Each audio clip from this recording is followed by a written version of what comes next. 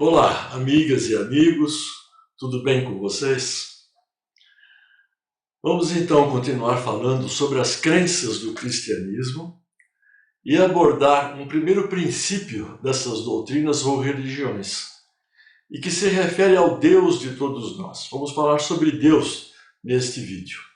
É de fundamental importância em nossa crença entender a figura do Criador de tudo o que existe, se é que poderemos compreender, não é mesmo? Conforme já destacamos, se quisermos comprovações concretas e objetivas no campo das religiões, certamente não teremos sucesso, pois no estágio atual do conhecimento humano não temos como comprovar nada, em especial o tema de hoje, que é sobre Deus. Nós vamos apenas fazer um exercício de reflexão, de percepção, e na verdade nós não conhecemos ainda a verdade da vida. Richard Dawkins afirma que a existência de Deus é uma questão empírica, como o fundamento de que um universo com um Deus seria um tipo completamente diferente de um universo sem Deus. E poderia ser uma diferença científica, com certeza. Stephen Hawking argumenta que, em vista das recentes descobertas e avanços da ciência, sobretudo na área da cosmologia, a existência de um Deus responsável pela existência e pelos eventos do universo mostra-se não apenas desnecessária, mas também altamente improvável, para não dizer incompatível. Os fenômenos transcendentais subjetivos, que dificilmente podem ser observados ou comprovados cientificamente, levam ou podem levar ao ceticismo, e torna-se necessário, então, o concurso da fé, da crença, para que haja aceitação de uma força criadora do universo. É a força criadora da vida. Todas as religiões, elas pregam a prática do bem, do respeito a todas as coisas, da paz, do amor, do trabalho evolutivo da moral espiritual. E as razões dessa pregação é decorrente do sofrimento que acontece no dia a dia e que pode ser visto facilmente na vida, né? Nenhuma criatura é feliz integralmente. O Buda já dizia que este planeta é um planeta de sofrimento e dor. Muito bem, o ser humano ele vive assediado por centenas de problemas psíquicos, emocionais, espirituais, e as religiões funcionam como um instrumento para ajudar a suportar o desequilíbrio, o sofrimento, né? A insatisfação é enorme. Os vícios, as drogas, a falta de sentido na vida. As religiões têm essa vantagem, elas nos dão um sentido de vida. Continuando o que estávamos falando, a insatisfação, a ignorância da inserção do ser no universo de Deus, a descrença e outros aspectos estão presentes e a vida nessas circunstâncias continua em degradação. Mas aqui também há uma diversidade, uns sofrem mais, outros sofrem menos, é assim, a vida é assim. A diversidade é infinita neste planeta. As guerras acontecem aqui e ali, a violência urbana está presente em muitos lugares, o planeta é degradado, os líderes políticos e religiosos não se entendem, geralmente são corruptos e todos sofrem. Enfim, viver é um desafio enorme nesta morada de Deus.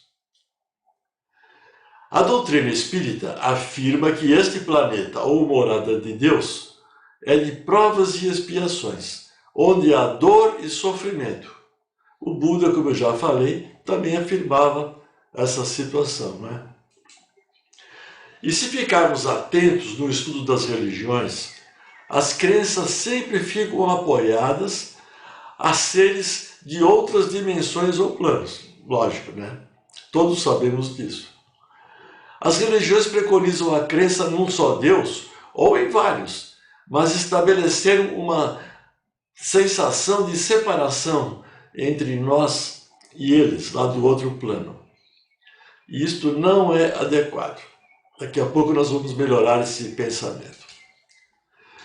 Enquanto a pessoa não conseguir sair dos laços religiosos, não terá possibilidade de seguir adiante numa perspectiva evolucionista. Eu já falei isso em vários vídeos. Se ficarmos presos aos rótulos de uma crença, torna-se cômodo essa situação para as pessoas. É muito cômodo, né? Ficarmos presos a uma religião.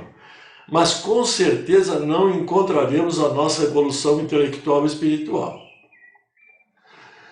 Nós temos que desligarmos, não podemos ser fanáticos de uma religião, temos que conhecer várias para que a gente possa evoluir mentalmente. Devemos desenvolver nossa espiritualidade num sentido de unidade. Deus está fora e dentro de nós, mas não separado de nós. Ele faz parte de nós e nós dele. O significado disso é que vivemos em Deus. Nele nos movemos e temos o nosso ser. Na verdade, dentro do nosso ser, em nossa essência, temos a centelha de Deus. Jesus já dizia, isso está lá nos evangelhos. Eu, Jesus, né, e o Pai somos um. E é isso mesmo, nós também somos um com o Pai, com a fonte criadora e com tudo no universo. Temos que promover essa união divina. A compreensão da mecânica quântica é a compreensão da completa unidade do universo, ou dos universos. Estude um pouco os princípios dessa ciência, que isso vai ajudar a entender o que eu estou falando neste vídeo. E nós já publicamos, logo nos primeiros vídeos dessa sequência aqui no YouTube, alguma coisa sobre mecânica quântica. É só vocês acessarem lá e vocês vão compreender melhor o que eu estou falando agora. Nós devemos desenvolver a nossa espiritualidade num sentido de unidade, porque tudo se comunica no universo, a nível subatômico, naturalmente. E esse é o caminho. Quando eu e Deus e a fonte criadora formarmos um, nós estamos exatamente nesse nível subatômico, das partículas subatômicas, embasando cientificamente o que eu estou falando.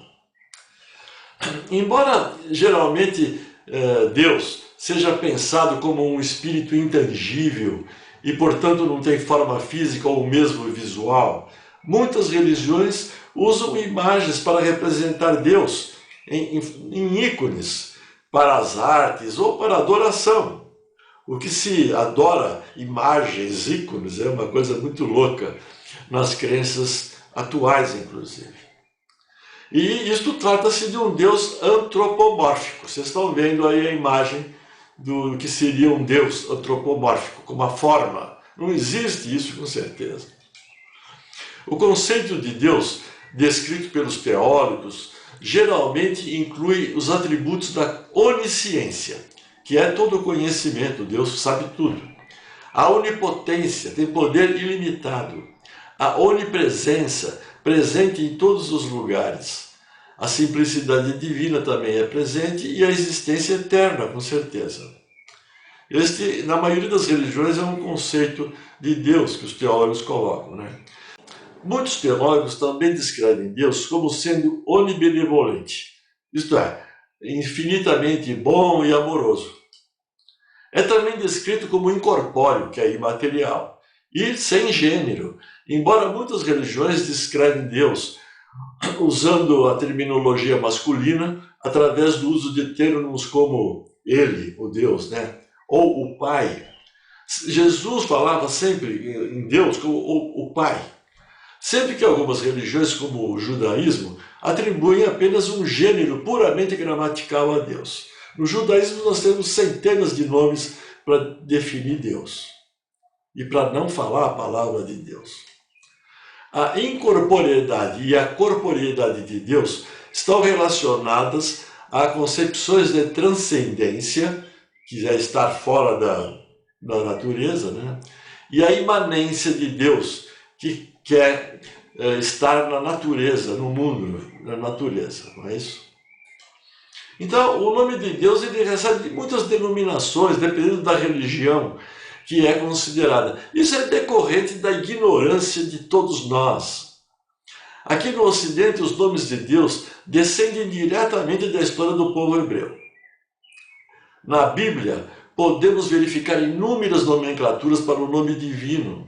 Assim, no Velho Testamento, podemos encontrar várias denominações, como eu já falei, cada uma com uma justificativa específica. Eu vou dar alguns exemplos. Se vocês forem lá na Bíblia, vocês vão ver muitos nomes para conceituar Deus ou definir Deus. Mas eu vou dar uns exemplos aqui, uns 2 ou 3. El Shaddai, que quer dizer Todo-Poderoso ou Deus Todo-Poderoso. Este é um dos nomes com que o Deus se revelou a Abraão, a Isaac e Jacó. Javé, ou Yahvé. Este nome aparece na Bíblia, olha lá, 6.823 vezes. E significa o quê? Aquele que sempre será, ou aquele que sempre estará. Um outro nome que é muito usado no judaísmo é o Shalom. E é também um dos nomes de Deus, né, de uma certa maneira. E significa paz em hebraico. Além de muitas outras denominações, vocês podem ir lá acessar esse assunto e vocês vão ver como no judaísmo existem tantos nomes para Deus, com significados diferentes, naturalmente. Bem, então, amigas e amigos, quem é que pode definir Deus? É impossível. Por isso que tem tanta diversidade de nomes em todas as religiões. Resta-nos apenas algumas tentativas, que nós vamos tentar neste vídeo, naturalmente. Para mim, eu uso 1 ou 2 nomes para Deus que têm o mesmo significado, vocês vão ver até o final deste vídeo. Por exemplo, no capítulo 20 do Êxodo, temos Deus falando a Moisés. O que Deus falou a Moisés? Eu sou o Senhor teu Deus, que te tirei da terra do Egito, da casa da servidão. Não terás outros deuses diante de mim. Não farás para ti imagem de escultura, nem alguma semelhança do que há em cima nos céus, nem embaixo na terra, nem nas águas debaixo da terra.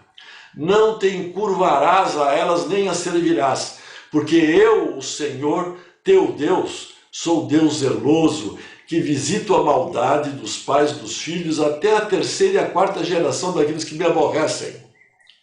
E faço misericórdia em milhares aos que me amam e guardam os meus mandamentos. Não tomarás o nome do Senhor teu Deus em vão, porque o Senhor não terá por inocente o que tomar o seu santo nome em vão. Vocês estão vendo a informação do que é Deus para Moisés. Agora, vocês vão encontrar ainda no Antigo Testamento uma coisa muito interessante e que eu vou citar agora. Em Isaías, no capítulo 45. O que Deus fala? Eu sou o Senhor, e não há outro fora de mim, não há Deus. Eu te cingirei, ainda que tu me não conheças. Para que se saiba desde o nascente do sol e desde o poente, que fora de mim não há outro. Eu sou o Senhor e não há outro. Agora, na continuação, vocês vão ver uma coisa importante. Eu formo a luz e crio as trevas. Olha só, hein?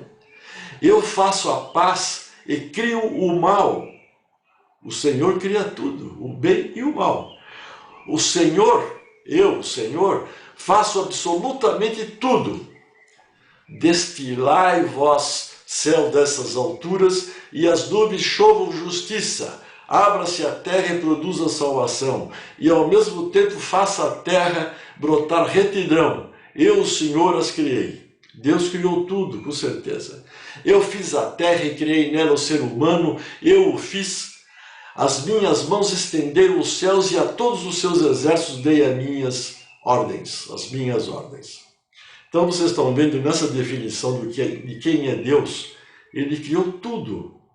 Deve ter as razões dele, naturalmente, mas criou o mal, o bem, as trevas, a luz, tudo. Esta é a força criadora, a fonte criadora de tudo que existe. a presença da fonte, são outros nomes e que eu vou falar mais ao final do vídeo. Outra passagem importante refere-se também ao seguinte, isso tudo no Antigo Testamento. E disse Deus a Moisés, eu serei o que serei, em Êxodo 3,14. É comum muitos autores falarem essa frase que eu coloquei aqui no futuro, no indicativo presente, isto é, eu sou aquele que sou, Deus falando a Moisés. Porque Moisés pergunta a Deus quem era ele, eu sou o que sou. Isso são traduções no indicativo presente de alguns autores. O correto é eu serei o que serei, é no futuro em hebraico. Então, na verdade, o que está escrito em hebraico, como eu estou falando, é no tempo futuro, né? E aqui tem algo importante nessa colocação no futuro. Deus informa a Moisés que será realmente entendido ou compreendido no futuro. Ou seja, ele, o Deus, no momento da revelação a Moisés, ainda não era verdadeiramente conhecido pelos homens, pela humanidade, diante do politeísmo existente naquela época. Então, ele, o Deus, seria um Deus que só iria se tornar compreendido ou entendido muito adiante no futuro. Fique entendido que nós ainda teremos que evoluir muito em inteligência e moral para compreendermos e conhecermos Deus. No momento, possuímos apenas uma pequena noção de Deus, o que nós estamos falando aqui com tantas definições, e todas elas muito subjetivas, na verdade. Neste planeta Terra, segundo João, lá no capítulo 1, item 18, ele diz, ninguém jamais viu a Deus. Estamos cansados de saber disso. Mas nós podemos ter a percepção de Deus. Aonde? Dentro de nós. Agora, no cristianismo histórico, temos a Trindade Santíssima, que é considerada pela maioria dos cristãos como um dos núcleos fundamentais da fé. Tanto que muitos cristãos consideram os não trinitários, aqueles que não acreditam na Trindade Santíssima, como não cristãos. Olha lá. Vocês vejam que quem é espírita, segundo os cristãos tradicionais do cristianismo histórico, não são cristãos.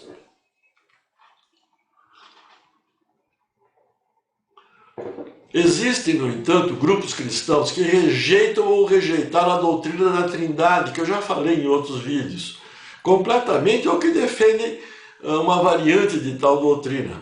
E estes são chamados de heréticos pelos cristãos tradicionais. Desde os tempos pós-nicênicos, lá daquele concílio de Niceia, vocês lembram? Os trinitários, aqueles que acreditam na Trindade Santíssima, constituem a grande maioria dos cristãos. Então, aqui no cristianismo agora é diferente lá do judaísmo. Os cristãos acreditam que Deus é uma Trindade Santíssima, 3 pessoas constituindo uma só pessoa. Então, para os cristãos trinitários, o Deus, o Pai, não está completamente separado das outras pessoas divinas, isto é, o Deus Filho, que é Jesus, e o Espírito Santo. Esses cristãos escrevem essas 3 pessoas como uma trindade, estamos falando, já falamos nos vídeos lá atrás, né? Isso significa que eles sempre existiram como 3 pessoas diferentes, mas eles são um só Deus, cada um tendo plena identidade com o próprio Deus.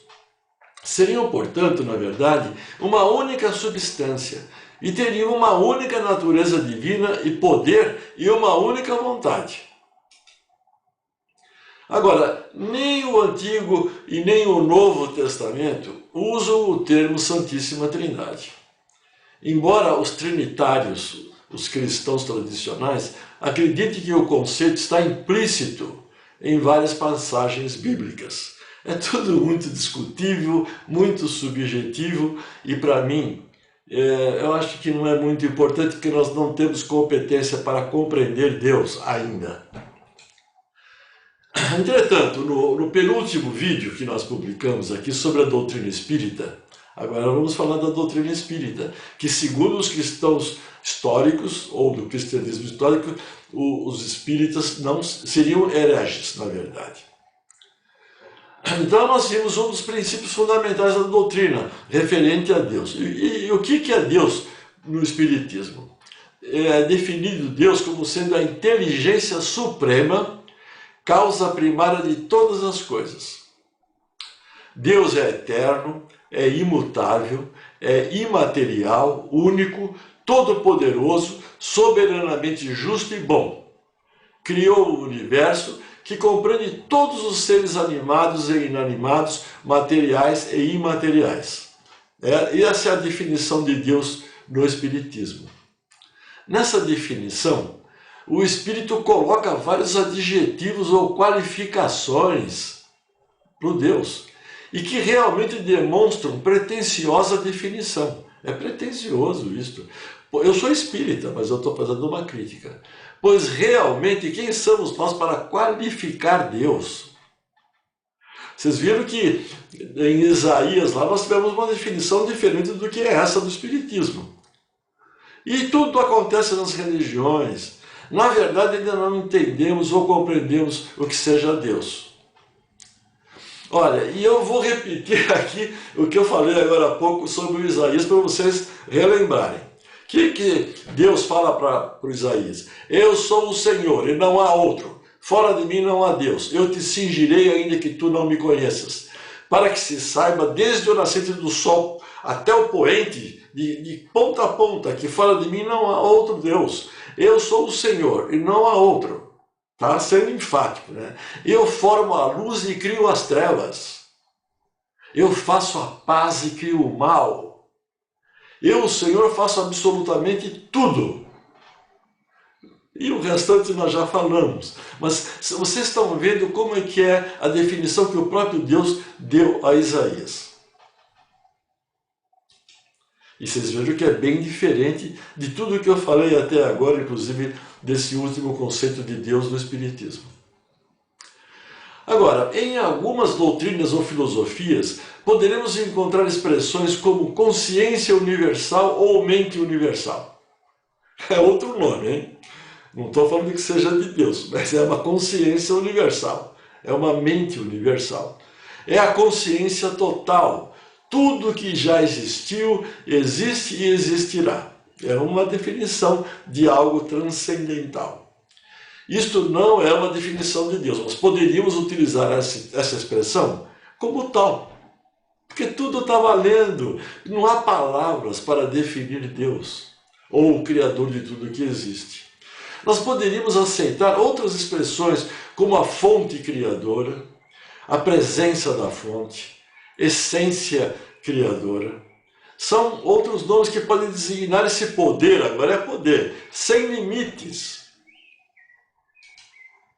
E como nós poderíamos nos conectar com essa fonte criadora? E isso é de fundamental importância. Jesus falava que o Deus está dentro de nós, com certeza. Só que nós temos que ter uma capacitação mental de perceber isso aí. E não é fácil. E Jesus falava, inclusive, de quando orar a Deus, se põe em secreto e humildemente converse com Deus. É essa situação intrínseca, pessoal, secreta, individual, que é fundamental para eu entrar em comunhão com o Deus de todos nós. Eu vou melhorar um pouco essas definições que estou falando dessa consciência, dessa fonte criadora. Então é importante que a gente se capacite a esse interrelacionamento do meu ser aqui espiritual com o Deus de todos nós.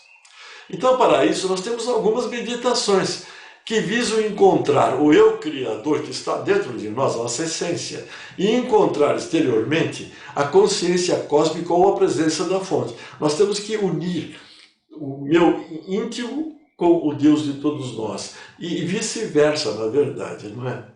Ao praticarmos esses tipos de meditações, poderemos abrir as portas agora em nossa mente, a fim de nos conectarmos à fonte criadora de tudo o que é. Olha lá uma definição da fonte criadora. Fonte criadora de tudo o que é. Ela foge um pouquinho das crenças religiosas até do espiritismo, não se usa esses termos. Mas eu estou querendo passar exatamente a nossa inter-relação com Deus, formando aquele um que Jesus nos indicou. Vocês podem acessar os inúmeros vídeos que já publicamos sobre os processos meditativos. Temos vários. Desde lá atrás até no item 24, o último aí, se eu não me engano, eu falo do processo meditativo. Em especial sobre a unificação das energias também do ser humano. A unificação é um segredo, eu faço. Quando eu estou integrado à fonte criadora, com certeza. A presença da fonte está dentro de mim permanentemente. E quando eu faço a minha meditação de unificação, de vitalização do meu corpo de luz, olha lá, eu tenho uma palavra que eu deixo a presença da fonte adentrar por todo o meu ser e eu ficar unido a ela. É tudo mental, mas é verdadeiro, porque a gente chega a um certo momento dessa manobra, desse processo meditativo, que a gente sente realmente essa união. E a gente fica feliz, fica saudável, fica muito bem no sentido da nossa inserção nesse planeta, no universo de Deus. Nós podemos dizer que a mente consciência, a nossa mente consciente, ela está na borda da vasta consciência universal. E a união delas, da consciência universal e da minha mente consciente, ou a minha essência divina, e o Deus de todos nós, podemos nos unir, só que são com outras palavras. E a união delas é um segredo para nós termos harmonia, equilíbrio e bem-estar físico, espiritual e mental. Estou me repetindo um pouco, né? Então, a minha sugestão é que vocês procurem a prática meditativa que possa oferecer essa possibilidade. Tem que ser conquistado. Não adianta eu ficar falando disso, daquilo. Vocês têm que procurar o conhecimento, com certeza. Mas eu estou sendo um sugestionador de um processo a ser alcançado, de uma meta a ser alcançada.